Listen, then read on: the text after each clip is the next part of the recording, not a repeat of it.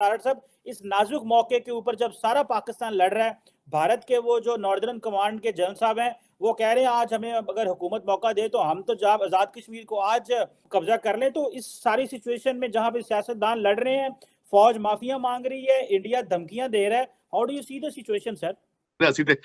क्यों नहीं जवाब देते तारड़ साहब? डिफेंस मिनिस्टर बोला है, अमित शाह बोला है, नरेंद्र मोदी कारगिल में जाके बोलते हैं, क्यों पाकिस्तानी जवाब नहीं देते? क्या खाइफ हैं, डर गए हैं? अमरी को मंजूर कर ली है। सदर ममलिकत ने साबिक वजीर आजम और चेयरमैन पाकिस्तान तहरीक इंसाफ इमरान खान साहब से मुलाकात के बाद ऐवान सदर में कानूनी माहिरीन के साथ इजलास किया और आईनी नुकात पर गौर करने के बाद समरी पर दस्तखत किए हैं। Lieutenant general Sahir Shamshad Mirza, chairman joint chiefs of staff committee, और लेफ्टिनेंट जनरल सैयद आसिम मुनीर को चीफ ऑफ आर्मी स्टाफ मुकर्रर कर। नए आर्मी चीफ आए हैं पाकिस्तान में, इससे मुझे बहुत ही ज़्यादा खुशी है। क्या नाम निकाला है पाकिस्तानी फ़ौज ने। एक बार कमर जावेद बाजवा की भी तारीफ करनी पड़ेगी, एक बार बाकी जो हाई रैंक ऑफिसर इन्वॉल्व थे इसमें सबकी तारीफ करनी पड़ेगी। ये गजब का खेल हो गया। अगर आप देखो, एक तरफा पाकिस्तान में इमरान खान और फौज हो जाए तो वो पाकिस्तान मजबूत हो जाएगा और भारत के लिए कहीं ना कहीं वो थोड़ी सी खतरे की बात हो जाएगी। लेकिन क्योंकि पाकिस्तान में ढूंढ ढांड के ऐसा अफसर निकाला गया, ऐसे व्यक्ति को आर्मी चीफ बनाया गया जिसकी इमरान खान के साथ में निजी दुश्मनी है, जिसको इमरान खान ने खुद ही आईएसआई चीफ के पद से धक्के मार के हटाया था, सीधे उसका जो है हटा के अपने आदमी फैज हामिद को बिठाया था। तो अब जो ये एक कमर जावेद बाजवा को पता था कि मुझे जाना है, ये व्यक्ति को पता है मुझे जाना नहीं है। अब जो जंग होगी, एक तरफ इमरान खान एक तरफ आर्मी चीफ की, वो देखने लायक होगी। चेयरमैन पीटीआई ने कहा कि हमने आइन और कानून की पासदारी करनी है, हमारी किसी इदारे से कोई जंग नहीं है। हालांकि इससे पहले हुकूमत की जानिब से इस अहम तैनाती को सियासी हवाले से मुतनाज़ बनाने की कोशिशें की जा रही थी, जो सब दम तोड़ गई हैं और ये अहम तैनातियाँ खुश असलूबी से हो गई हैं। जिसके बाद सदर पाकिस्तान आरिफ अलवी की, chairman joint chiefs of staff committee और सदर ममलिकत पाकिस्तान डॉक्टर आरिफ अलवी ने वज़ीर आज़म शहबाज शरीफ की जानिब से चीफ ऑफ आर्मी स्टाफ और chairman joint chiefs of staff committee की भेजी जाने वाली जवाब भी नहीं देते। तुसी देखो परेशान ने, ਤੁਹਾਡੇ ਕੋਲ ਪਟਾਕਾ ਵੀ ਰੱਖਿਆ ਜੇ ਇੱਕ, ਨਾ ਵਿਚਾਰੇ ਇੰਡੀਅਨਸ को नींद आ रही है, ना अमेरिकन को नींद आ रही है। पता नहीं ਤੁਹਾਡੇ ਕੋਲ पटाखा है या नहीं, बाहर तो रौला ही पाया ਸਾਡੇ ਕੋਲ है। लेकिन आप इकोनॉमिकली, ना सिर्फ आप इकोनॉमिकली कमजोर हैं, आप मोरालिटी भी आपकी खत्म हो चुकी है। लेकिन चीमा साहब, ये इनको बाजवा साहब या जो भी हमारा अब आगे आएगा उनको ओन करना चाहिए, ये जुल्म है पाकिस्तान के साथ। बाजवा ने एक स्पीच की जिसको उन्होंने कहा कि ये मेरी अलविदाई स्पीच है, एज आर्मी चीफ में आखिरी दफा आपसे बात कर रहा हूँ, और उन्होंने बेसिकली बताया कि उनसे क्या गलतियां हुई। एक तो इसको बहुत सारे लोग कह रहे हैं ये सियासी स्पीच है, जाते जाते भी वो सियासी स्पीच कर गए हैं। तारड़ साहब, इस नाजुक मौके के ऊपर जब सारा पाकिस्तान लड़ रहा है, भारत के वो जो नॉर्दर्न कमांड के जनरल साहब हैं, वो कह रहे हैं आज हमें अगर हुकूमत मौका दे तो हम तो जब आजाद कश्मीर को आज कब्जा कर लें। तो इस सारी सिचुएशन में जहां पे सियासतदान लड़ रहे हैं, फौज माफिया मांग रही है, इंडिया धमकियां दे रहा है, how do you see the situation? वजीर आजम ने लेफ्टिनेंट जनरल साहिर शमशाद मिर्जा को जनरल के ओहदे पर तरक्की देकर chairman joint chiefs of staff committee और लेफ्टिनेंट जनरल सैयद आसिम मुनीर को chief of the army staff मुकर्रर करने का फैसला किया और समरी को मंजूरी के लिए ऐवान सदर भेजा था। आपके पड़ोस ने कहा है कि आप मिनटों की मार हैं, इसमें कोई शक नहीं है। माने ये 90,000 लोग, आज तक मैंने जिंदगी में, मुझे बड़ा शौक है हिस्ट्री किताबें पढ़ना, मैंने किसी हिस्ट्री की किताब में आज तक नहीं पढ़ा कि 90,000 लोगों ने इकट्ठे एक जगह पे हथियार डाल दिए आज तक in the history of the fights and Wars. और किस खूबसूरती से आज चीमा साहब ने, बाजवा साहब ने फरमाया, कहते सियासतदाना दी गल सी, कहते बात की है कि इंडियन आर्मी ज्यादा ह्यूमन राइट्स वायलेशन करती है, लेकिन क्योंकि हम सियासत में इन्वॉल्व थे, हम पे क्रिटिसिज्म ज्यादा होता है। चीफ ऑफ आर्मी स्टाफ से अलग अलग मुलाकातें हुई। जनरल राहिल शरीफ के आखिरी 2 सालों के दौरान आर्मी चीफ की कोर टीम का हिस्सा रहे। डायरेक्टर जनरल मिलिट्री ऑपरेशंस के फराइज भी सर अंजाम दिए और शुमाली वजीरिस्तान में कलदम, टीटीपी और दीगर अस्करियत पसंदों के खिलाफ फौजी ऑपरेशन की निगरानी भी की। साहब डिफेंस और बैरियर के प्लाटों से ऊपर सोच जाए तो तब हो।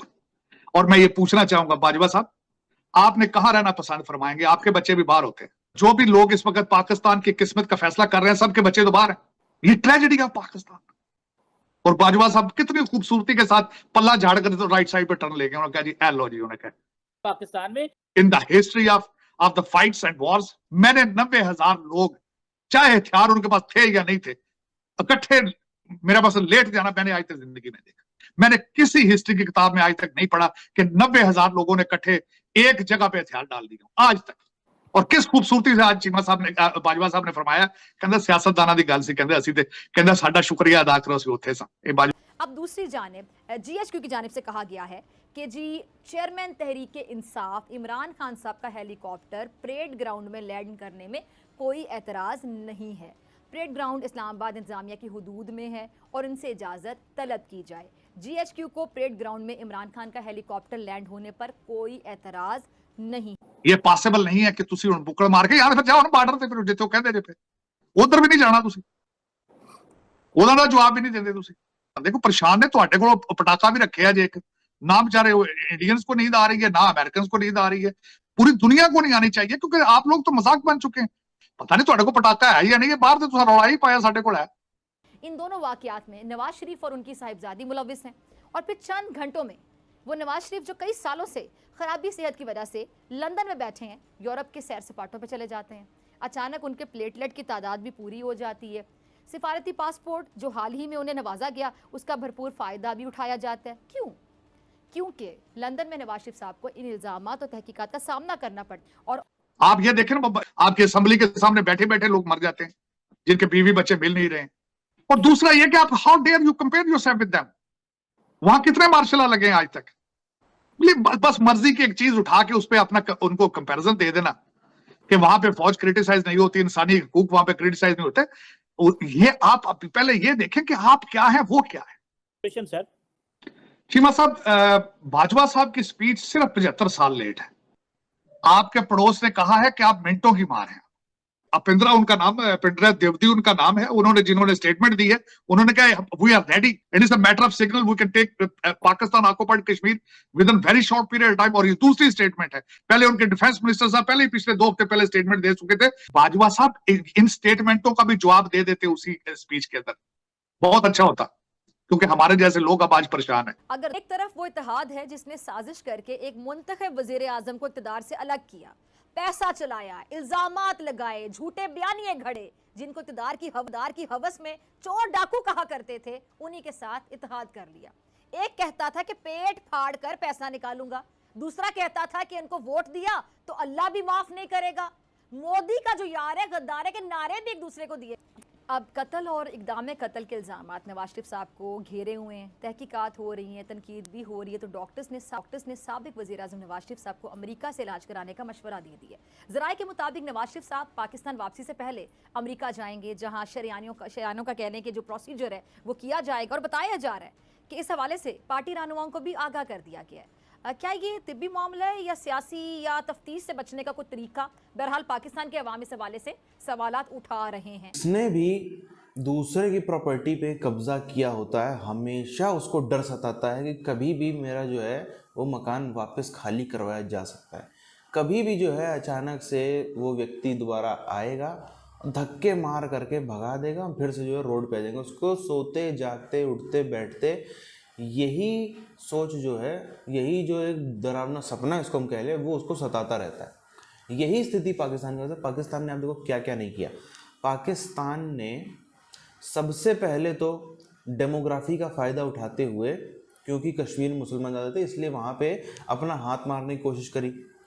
एक टाइम के बाद जब उसको लगा कि नहीं, सिर्फ हमारा डेमोग्राफी से नहीं चलेगा, वो भले ही मुसलमान है लेकिन वो कश्मीरी मुसलमान हैं, उनका हो सकता है कल को दिमाग बदल जाए, कुछ हो जाए, इसलिए इन्होंने जो अपना पीओके वाला हिस्सा था वहाँ पर जा करके पंजाबी मुसलमान बसा दिए। अब आप देखो वहाँ पे सब आपको मुसलमान, गुज्जर, चौधरी, ये सब जितने पंजाबी मुसलमान ली जाती हैं वो सब आपको वहाँ पर नज़र आएंगे। वहाँ की सरकारों में भी, वहाँ के मंत्रियों में भी, वहाँ के विधायकों में भी, सब में आपको यही नज़र आएंगे।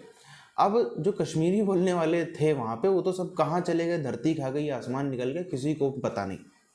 भारत में ज़रूर है लेकिन पीओके में पूरे तरीके से सफाया हो चुका है। अब भी उसके बाद भी जो पिछले 3-4 महीनों से स्थिति है, सही बात हमें माननी पड़ेगी, भारतीय मीडिया अपनी पूरी तरीके से जिम्मेदारी शायद नहीं निभाता है। मात्र आप पिछले 3-4 महीनों में आप देखो, मात्र 3-4 दिन भारतीय मीडिया में नजर आया कि हाँ पीओके में प्रोटेस्ट चल रहे हैं, पीओके में जो है बहुत ही भारी विरोध प्रदर्शन चल रहा है, लेकिन वो चीज़ अभी भी रुकी नहीं है, अभी भी चल रही है। अब बल्कि वो पहले तो कम से कम सिर्फ एक विरोध प्रदर्शन था, अब वो एक आंखों में तेजाबी ख्वाब देख रही है जनता वहाँ की।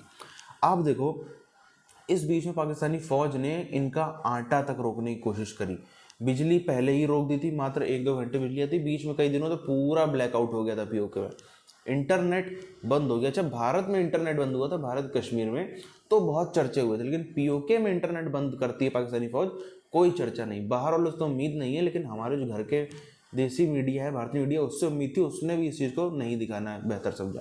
खैर, आटा पानी खाने पीने की इस समय बहुत ज़्यादा जो है वो पीओके में समस्या है, इसी वजह से पीओके में प्रोटेस्ट और तेज़ होते चले जा रहे हैं। और कहीं ना कहीं इमरान खान का उसमें बहुत बड़ा हाथ है, एंटी पाकिस्तानी फौज माहौल बनाने में पीओके के अंदर, क्योंकि उसी की सरकार भी है।